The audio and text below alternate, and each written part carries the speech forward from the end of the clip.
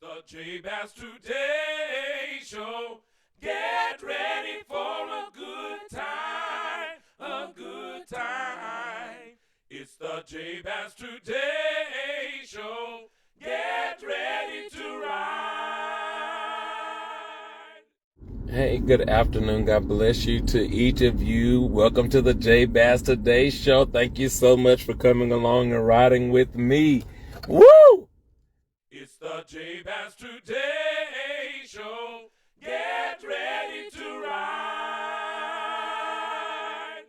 All right, season's greetings. God bless you to each of you. Welcome to the J Bass Today Show. I am sitting here with my special guest, Pastor Jeremiah Narcisse of the Solid Rock Baptist Church of Galveston. Pastor Narcisse, welcome. Thank you, sir. Thank you. Thank you so much for being my very first guest. Today is November the 11th, 2023, and tomorrow, November the 12th, 2023, at 3 p.m., Pastor Narcisse is not only celebrating being my first guest, he is also celebrating being his first pastoral anniversary at Solid Rock. And so I wanted to interview him before, and later on you will see us talk about after. And so, Pastor, I asked you before we started this broadcast, what is it that you would like for people to know about this season of your life in ministry? And your response was, many have been victims of church hurt, and as a result, they refuse to go. However, with the aid of the Holy Spirit, you are trying to show the people why everyone belongs, no matter of their gender, age, or stage of life. God can use anyone for his glory. And then you told me he did it for you. And so if you don't mind, would you just kind of share how you came to that place of, this is where I am, this is how I feel about ministry, and that's what I'm pursuing? Absolutely.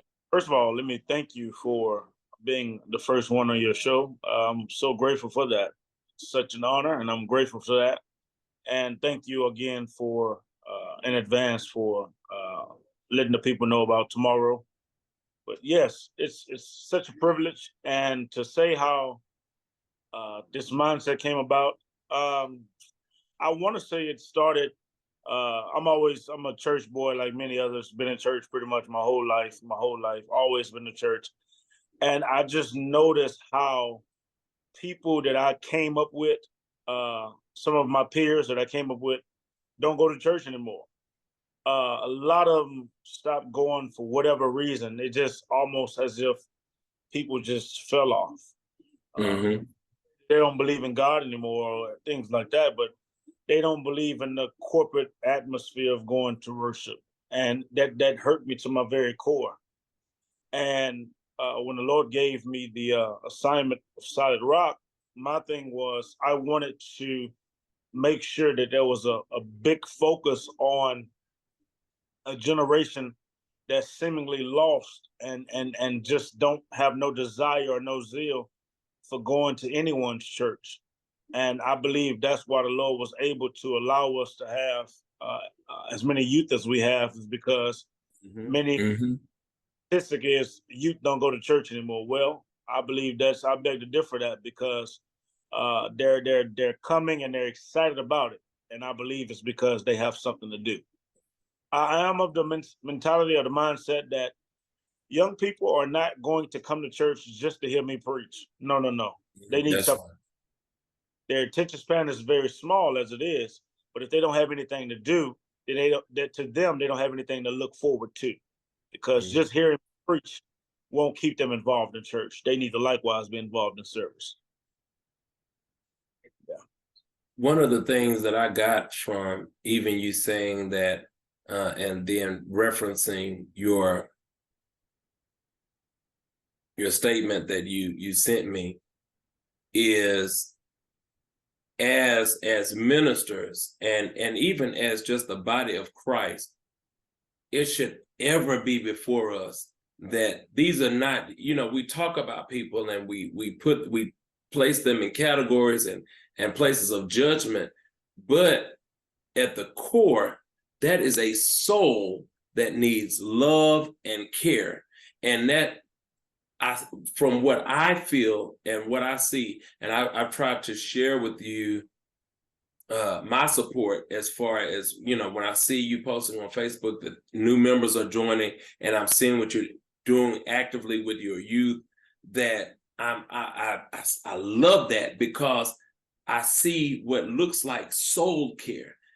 There's no way that you would have people joining and being baptized and having that amount of children, as you said, without somebody being impacted by the ministry that you are being led to lead. And so as you move forward and you consider what you've experienced in this past year as a pastor, this is your first church, your wife is active in the ministry, your children are active in the ministry, and you're watching it grow. Yes. I know that this will be your response to this will be different, maybe once you're 25 years in, maybe even 10 years in. But at 1 year, what is it that you would say to, and because my show for sure is that we are encouraged to encourage. And I can only imagine that somewhere along the way, before you got to Solid Rock, and even after starting Solid Rock, that you've been discouraged. What would you say to a pastor who believes that God is leading him to start a church, and he's wondering is it even worth it? What would you say to him or her? Okay, I would say that one must make sure, number one, of course, that they listen to the Lord, because that's very imperative in decision making. Mm-hmm. However, or in addition to, I believe everyone should be under some pastoral leadership. You need to be rooted somewhere. I believe you cannot be a good leader unless you was a good follower. You cannot prepare yourself to preach every Sunday, to teach every Wednesday or Thursday or Tuesday, whatever it is, unless you've availed yourself to be taught. The reason, and again, I don't want to take any credit, and I'm not trying to suggest anything of anything about myself, but what I would say is that one of the advantages I had in being able to be prepared on this assignment is the fact that I sat under a learning tree for many years. I watched my father in the ministry. I watched his mannerisms. I watched how he preached through his sickness. I watched how he was committed to the people.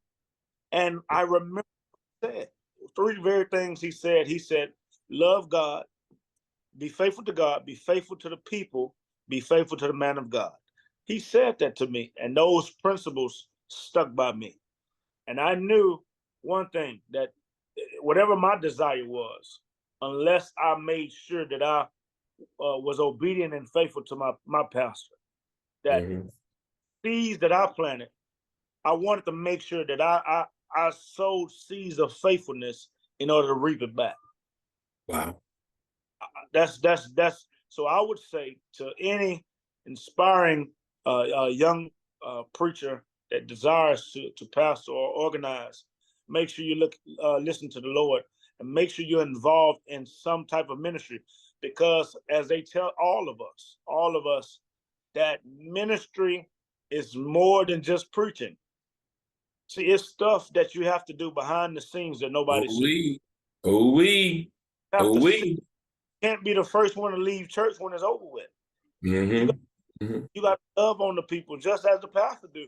You got to sit in that office and pick his brain to be able to, because he or she has some scenarios for you, or they have some wisdom for you that it may not be relevant for you right now, but you're going to need it later on. And the best ability is availability. Being available to serve. See, a lot of us want to skip the service and just go right to the preaching. We don't want to. Said we don't want to give our pastor no water. We don't want to put his Bible up. We don't want to do all these things that require us to be a servant that goes along. We want to sit through the funerals. We don't want to go to the weddings. All that stuff matters, Jay. That's just my opinion, because that taught me. Now that he's gone, I remember all the life lessons he gave to me. That's good. That is really, really good. What I was, as you were saying that, I was just thinking about the word sacrifice, that it requires sacrifice. And so thank you for that. That's definitely a lesson that should be taken to heart, because I just, from what I've heard from you and what I've seen of how you did walk with your pastor, and the love and the care that you had for him, that and the level of respect, that says something. And that's the kind of relationship that is to be admired. And so bless you, man. Thank you so much for sharing that. We're getting ready to celebrate 1 year tomorrow. How are you feeling the day before? I have many emotions. I'm overwhelmed. I'm excited. I'm anxious for it to be over with. I have many emotions, but when I reflect, gratitude and appreciation comes to mind. All the people who have prayed, even those who stopped talking to me, all of them had a place. And I'm just thankful for people, kind people, who have been so gracious and respectful. And I am even more blown away about how fast the Lord has allowed us to grow in just 1 year. And to the fact of, when I do make the post, I don't do that in the sense of being arrogant or bragging. And I always like to clear that up. The reason why I make those posts about new members and things of that nature is because too often you hear things about what the church is not doing. Okay, that's right. Is show people what the church is doing. All right. And so that's the reason why I do that, is because I'm trying to bring glory to God. And I'm doing it in the sense because our generation is social media driven. And everything from TikTok to Instagram, Facebook, Twitter, whatever it is, they gravitate to social media. And I believe before people come on the inside, they're going to look from a distance from the outside to see what it's really about. Wow. Yeah. That's good, brother. That is good. And one of the things that I always listen and just try to take it in from my perspective and glean from what is being said. And as I listen to that, in your clearing it up, when I see it, because of my spiritual eyes, I would say, and looking at it from a spiritual perspective, I see you posting for the glory of God. But I'm sure you understand that there are going to be trolls and people who, no matter what good you post, no matter what good you say, no matter what good you do, they're going to find something in that in a way to twist it, entertain it. Oh, he's just posting that to show off what they're doing at his church, or brag about it. They'll take it to that level. But we, before this broadcast, we were talking about the Harry and Meghan episode or documentary, and watching how in the tabloids Meghan's name was things that she was saying and doing was being twisted and turned. And what came to mind from that is that we have to know why we did what. I have to be sure of the motive that I had when I posted, or I have to be sure of the motive I had when I started the church, or when I started this Today Show. Whatever we're doing, we have to be sure that, okay, it was my motive to give God the glory. For this particular show, was my motive to encourage others because I've been encouraged. Right. And that's how the motto developed, because that is my motive. That is my hope, that even after this first recording with us, that you and I will both leave encouraged, and that those who see this will have gotten a word of encouragement to go forward. And especially since you're a pastor, you're a young pastor, it's my prayer that those who see this, who are young aspiring pastors, understand that it's not going to be an easy road. You got to go through something. You got to sacrifice. That word sacrifice came up through this. You got to give up some things. You got to be willing to endure and sit under leadership before you can make this kind of step. And so I've gotten several things out of this, and I surely believe that others will as well. Yes, sir. Yes, sir.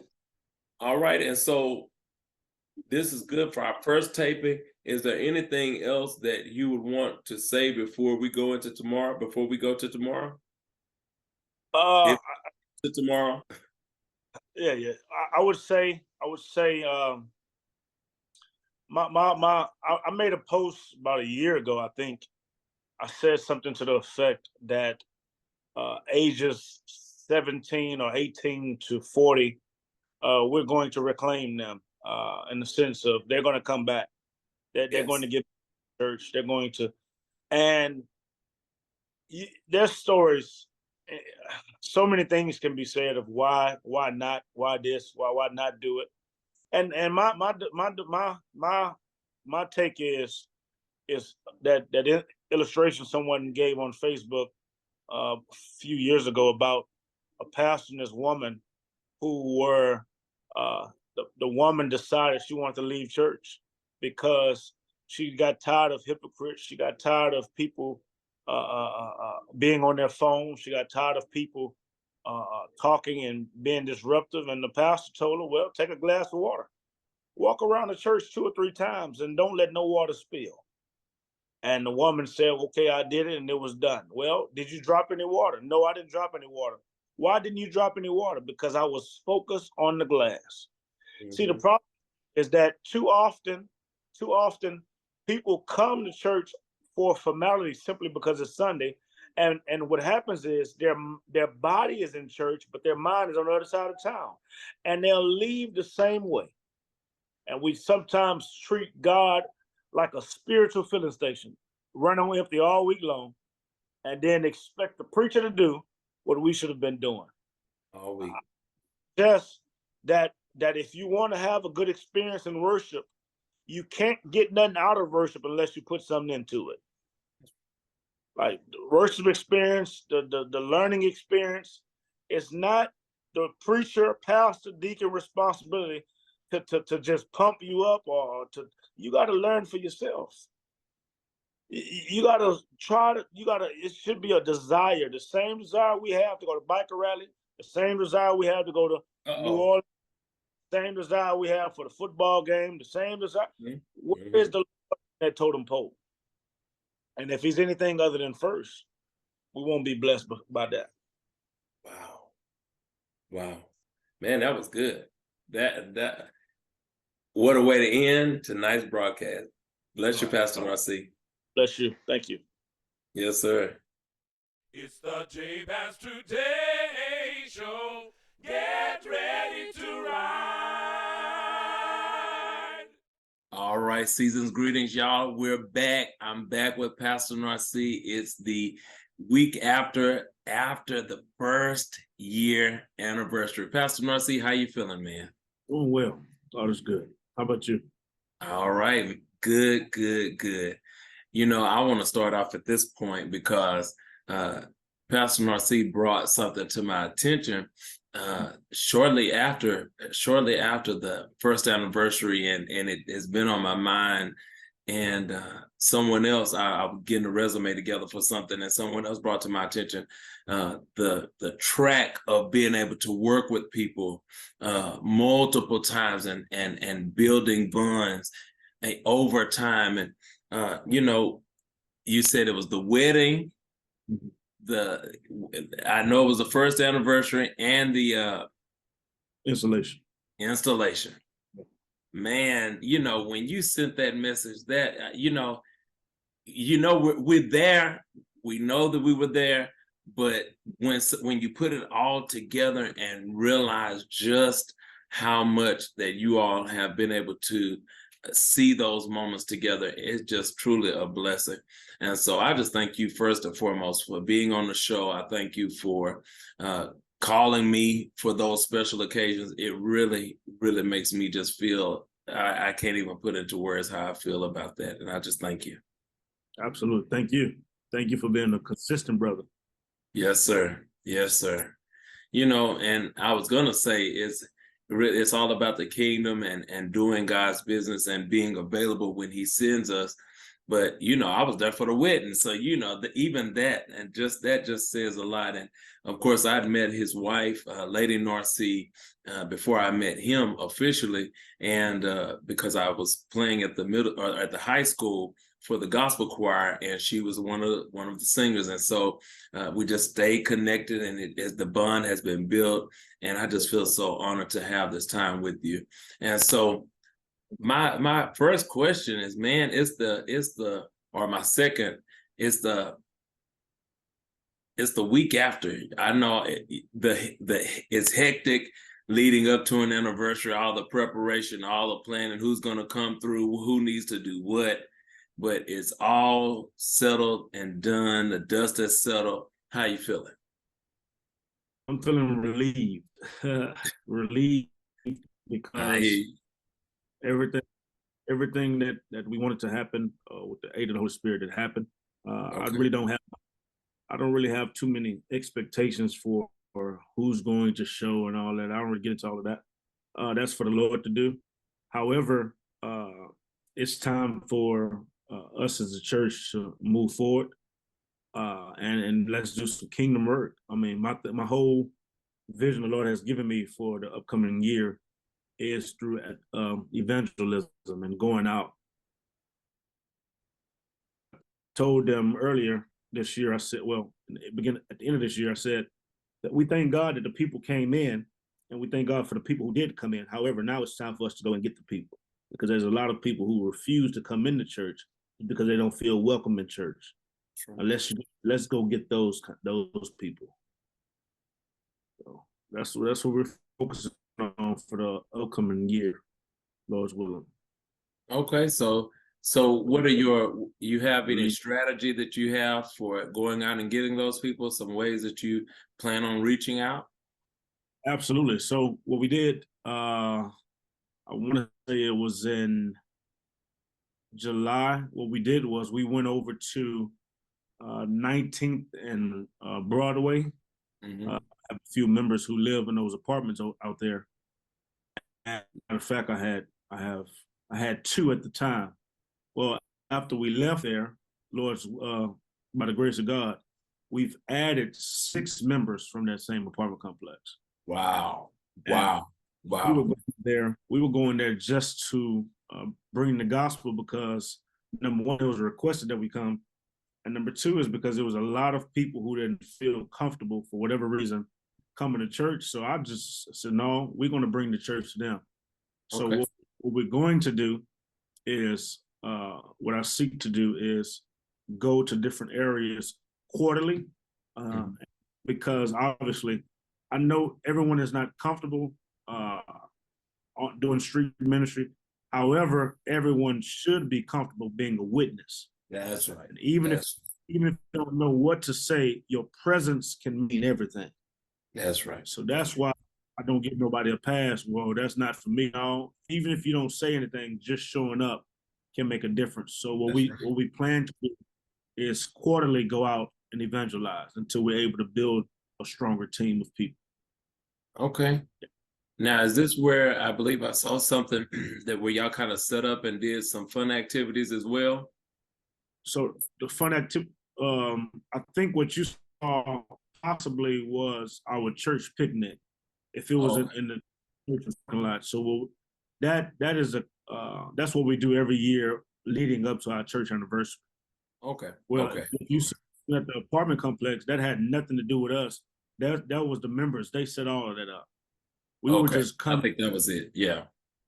They had tents. They had food. They had all. I didn't know she was going to do that. Wow. And didn't ask for that, but again, we wanted to make a presence. Wow. So not only making an impact on 19th and Broadway, but going back to some of the places where I grew up in, Okay. and just in Christ. And what I did tell them, I said that, you know, we don't have to be caught up in wearing suits and ties, because we need to reach people where they are. That's right. And what we don't want to do is make someone feel less than because they don't have on what we have on. That's right. So no. We don't need to be of the world, but we need to make sure that we reach them, and to be able to make them comfortable to even listen to what we have to say. Wow. Okay. Yeah. Okay. All right. I just have a full support of what you are doing with Solid Rock, and it's just amazing to watch, because as I'm seeing, you know, I'll say this first, for years, I've been just praying, God, where are the people who want to be saved? What are we doing as the kingdom, as the church, about the people who need to be saved and want to be saved? You know, God, lead us to those people. And I see that God is leading them to you. You all are going out. And I tip my hat at you and to you, because that is absolutely amazing. And to know that that is where your heart is really speaks volumes, especially in this day and time, because a lot of people want the stage and they want all the accolades and stuff. But what about soul care? And I think we talked about that in our first video. It's really about the soul. Absolutely.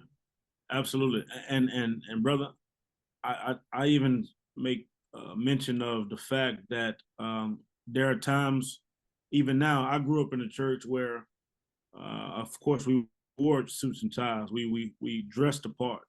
Well, this is a new time now, and everyone, again, not to give anyone excuses, but if they come in with a do-rag on, if they come in with shorts on or flip-flops, what are we gonna do? We're gonna accept them, or we're gonna put them out. And the fact is, like I said, I tell them all the time, you know, we have to catch a fish before we can clean the fish. That's right. You don't just grab a fish and eat the fish and then expect the fish to already be clean. No, it doesn't work that way. So what happened is, if you accept them and let them serve with what they have, the Lord would change them, I believe. And He does the change. To make them, you know, dress more appropriate and things of that nature. But I don't get caught up in that. I would tell you 70% of the congregation were unchurched. Good. 70%. Good. Those were not going to nobody church. Wow. At all. And by the grace of God, I didn't realize this until my deacon pointed it out Sunday at the anniversary. Wow.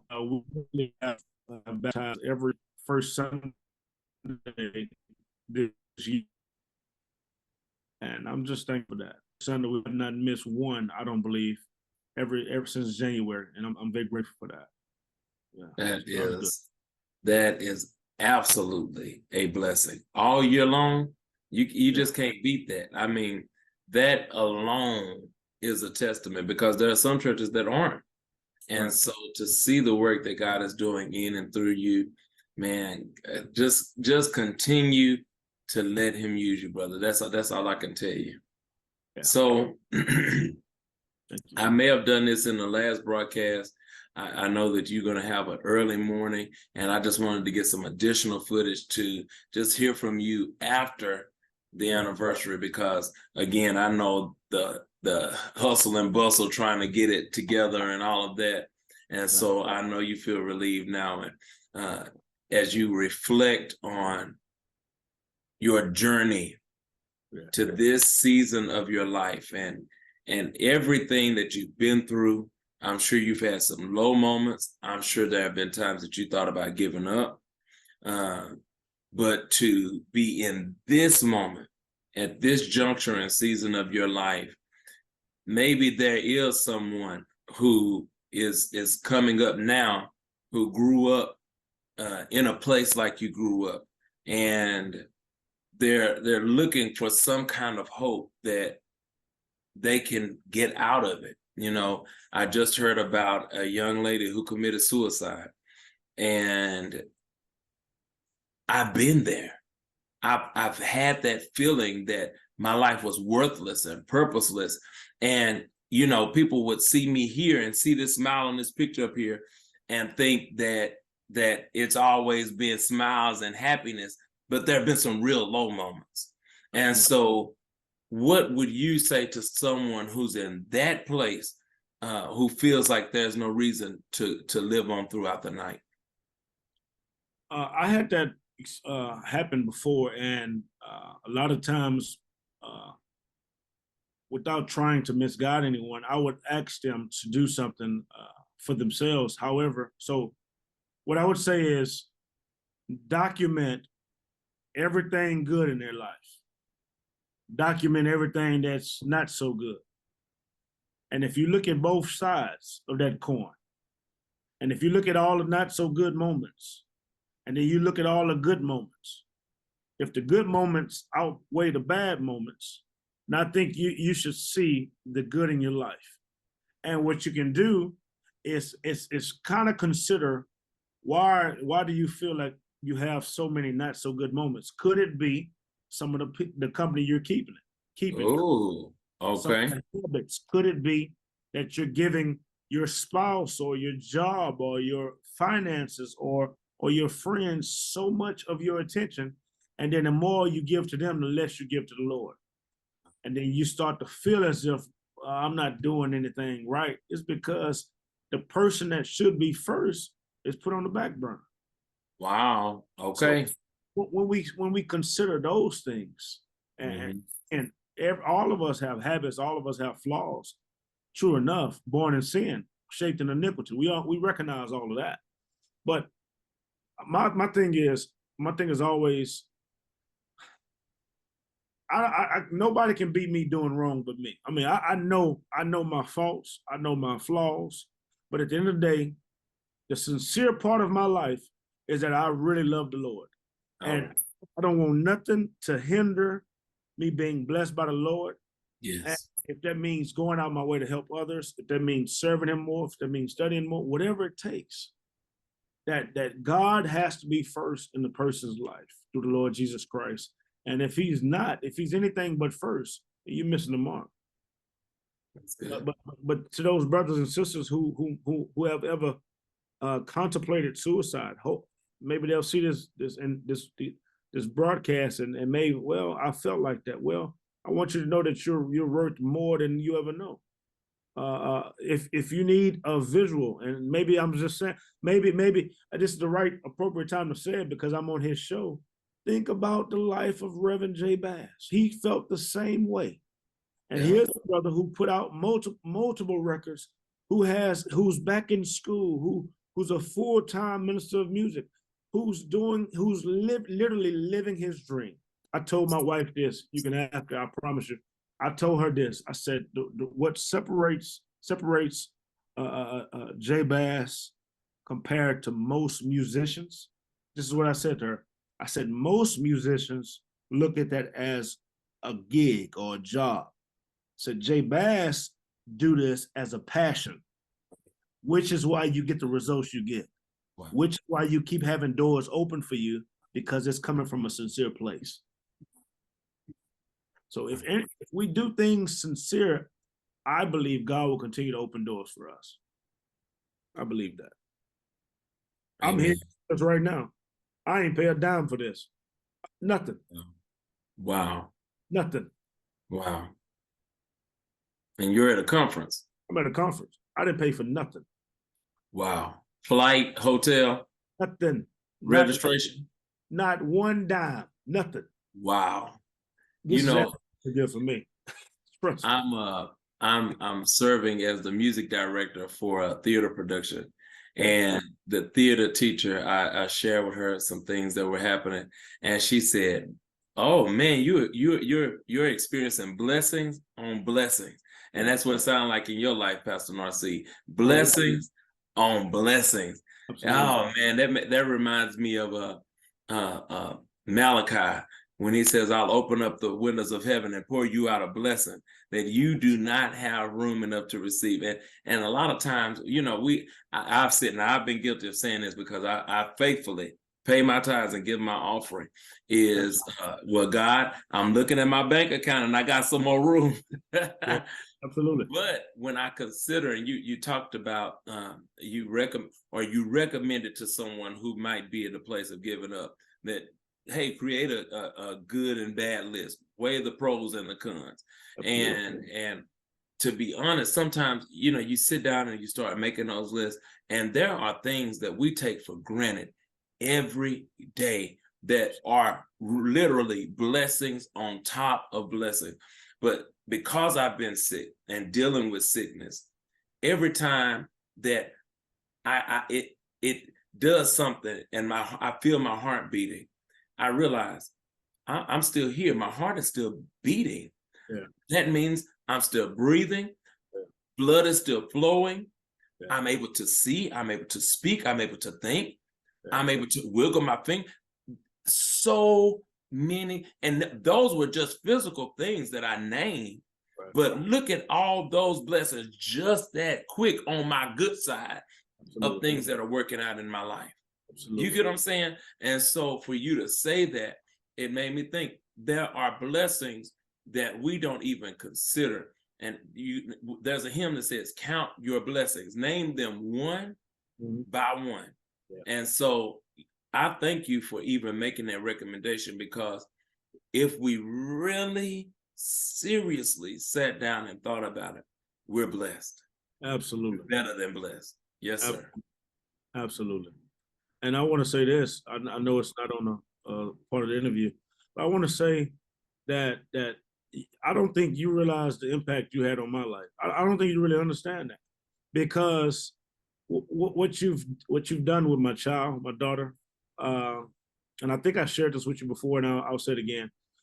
There's a lady who played organ at Avenue L years, many years. Her name is Ruth Hall. Many years. And I remember as a child, around my daughter's age, or probably about 9, 10 years old, she would give me bus tokens.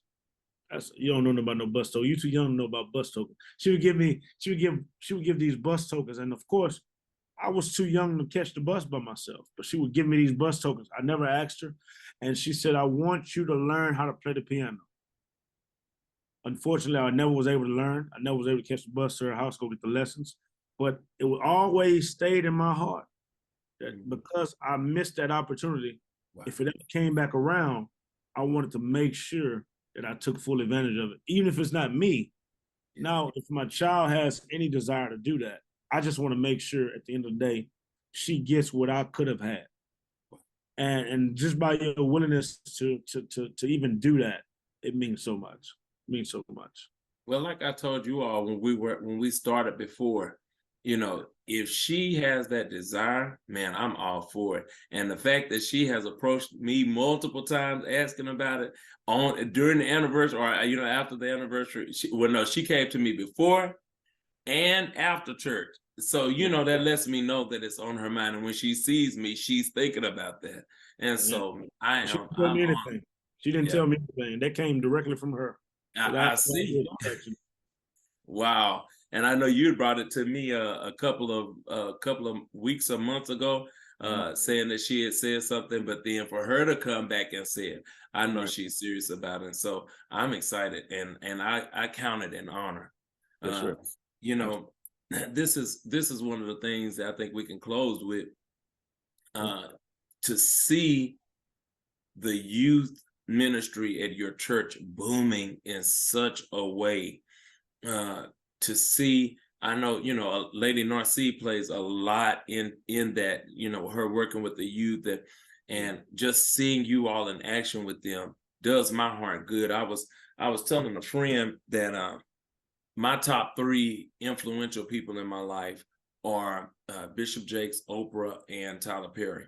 And so I may not ever in this life have the opportunity to meet them, but I have poured into so many youth over over the past few decades, and I'm older than you. While you talk about, I don't know nothing about the bus token, but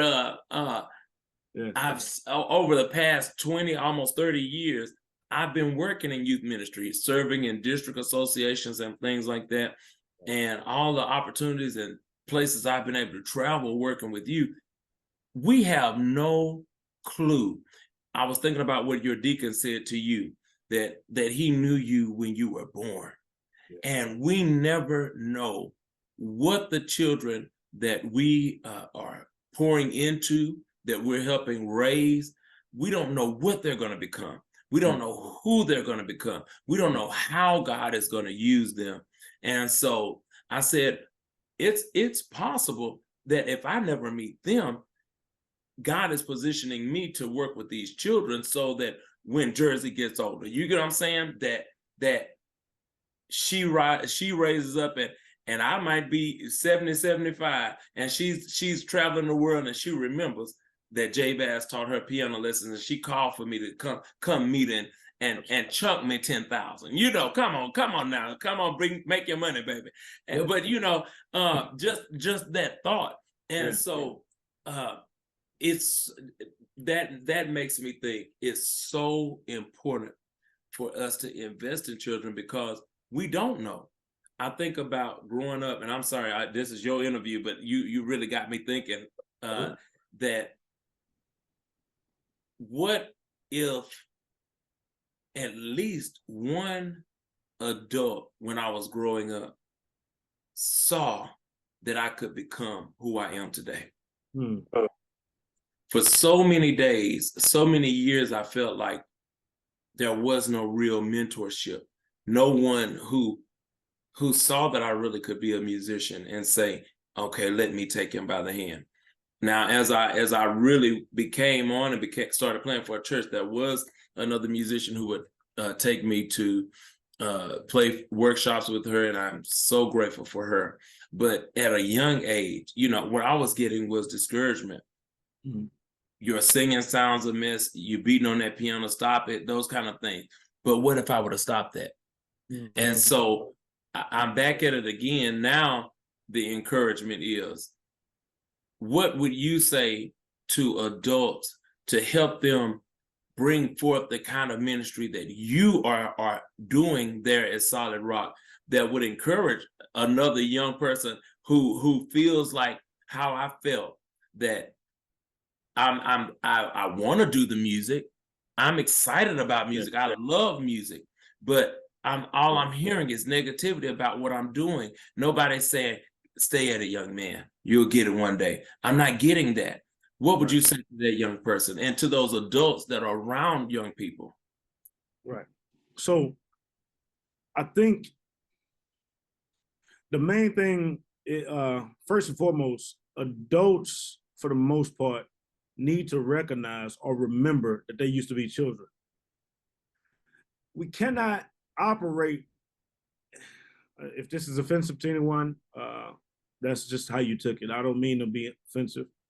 We cannot operate as if kids are not going to be kids.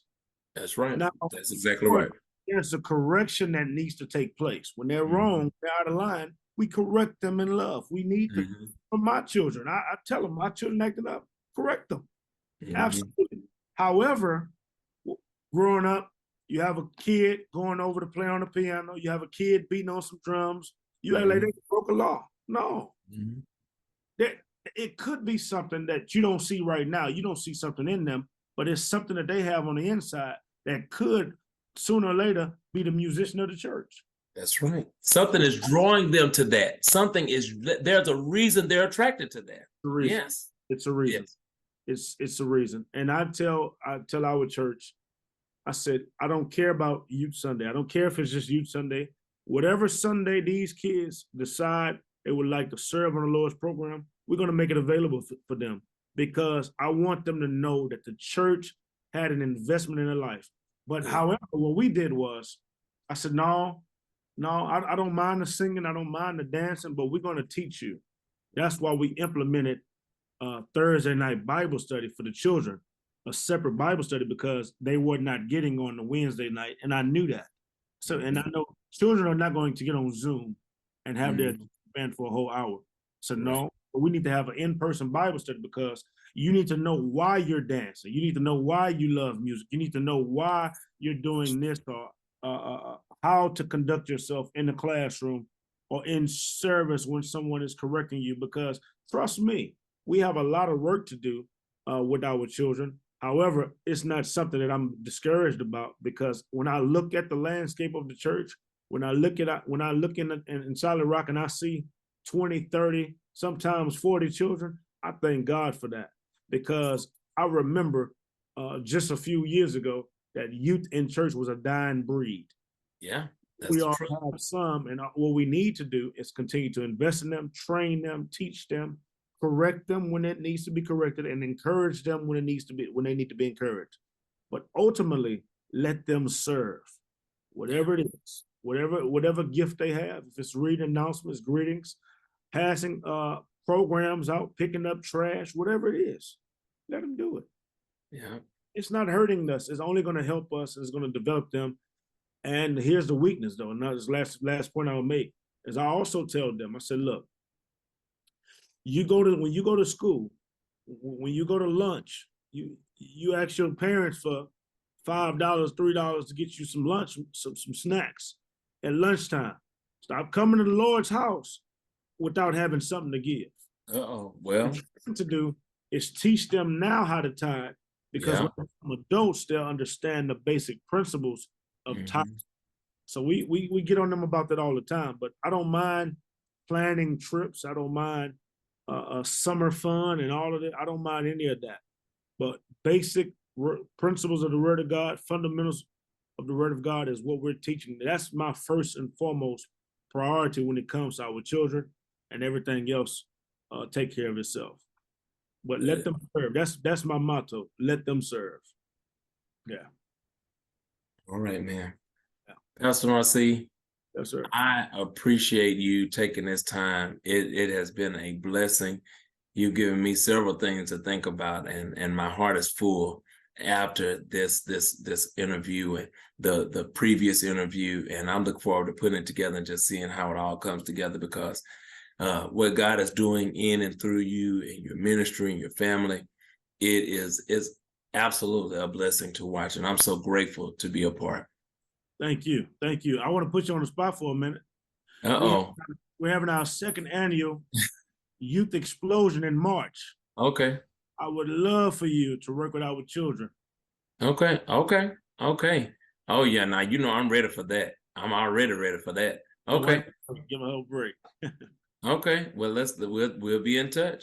In March, yes, sir. Thank you. All right. Bless you, Pastor Narcisse. Thank you all so much for joining us. I pray that you have been blessed and encouraged by this broadcast. It's the J Bass Today Show.